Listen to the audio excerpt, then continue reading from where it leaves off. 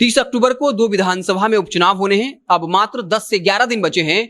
प्रचार जो है वो अपनी पूरी प्रचंडता पर है और जेडीयू और आरजेडी आमने सामने हैं। एक के बाद एक सियासी हमले और बयानबाजियां की जा रही है। लेकिन दिलचस्प बात यह है कि कांग्रेस अब आरजेडी पर हमलावर हो गई है। बिहार कांग्रेस के प्रभारी भगचरण दास ने पिछले दिनों एक बयान दिया था और साफ तौर पर कहा था कि आरजेडी की साठगांठ जो है वो बीजेपी के साथ हो गई है, क्योंकि कांग्रेस के पास 19 विधायक है। महागठबंधन को सरकार बनाने के लिए 122 विधायक चाहिए, जबकि उसके पास मात्र 110 है, जिसमें 19 विधायक सिर्फ कांग्रेस के हैं। तो ऐसा लगता है कि आरजेडी जिस तरीके से कांग्रेस को इग्नोर कर रही है, उसे अब कांग्रेस के 19 विधायकों की जरूरत नहीं है। यानी अब आरजेडी ने किसी और दल के साथ साठगांठ कर लिया है। उनका इशारा था कि आरजेडी बीजेपी और संघ के साथ जो है गुपचुप तरीके से साठगांठ कर रही है, जिसके बाद अब आरजेडी ने करारा पलटवार किया है। बता दें कि आरजेडी के कद्दावर नेता व राज्यसभा सांसद मनोज झा ने बड़ा हमला किया है भगचरण दास पर और उन पर आरोप लगाया कि भगचरण दास ही संघी हैं, वो संघ के विचारधारा से आते हैं और साफ तौर पे कहा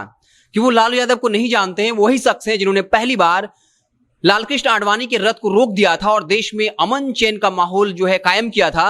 इसलिए भगचरण दास लालू यादव के इतिहास को नहीं जानते हैं, जबकि सोनिया गांधी और कांग्रेस के नेता इस बात को भलीभांति जानते हैं और साफ तौर पे डिफेंड करते हुए कहा कि आरजेडी और कांग्रेस का रिश्ता बहुत पुराना है और हम डाइनिंग रूम में बैठकर बीजेपी का आरएसएस का विरोध नहीं करते हैं, जमीनी स्तर पर करते हैं। और एक उदाहरण का जिक्र किया कि राहुल गांधी ने कभी कहा था कि कांग्रेस पार्टी में कुछ संघ विचारधारा के लोग आ गए हैं।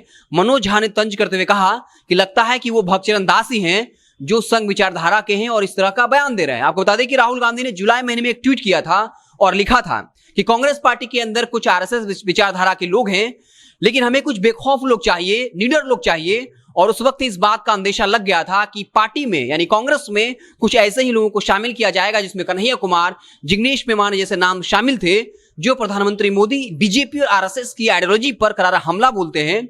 तो मनोज झा ने जो है एक बड़ा पलटवार किया है बिहार कांग्रेस प्रभारी भगचरण दास पर और साफ तौर पे कहा कि उन्होंने जो बयान दिया वो बिल्कुल बेतुका है और कांग्रेस और आरजेडी का रिश्ता बहुत पुराना है।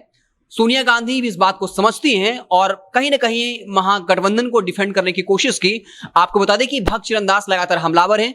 पिछले दिनों 16 अक्टूबर से पहले अल्टीमेटम दिया था कि 16 अक्टूबर तक जो है, जब तक नामांकन वापस करने की तारीख है, आरजेडी अपना प्रत्याशी कुशेश्वर स्थान से हटा ले।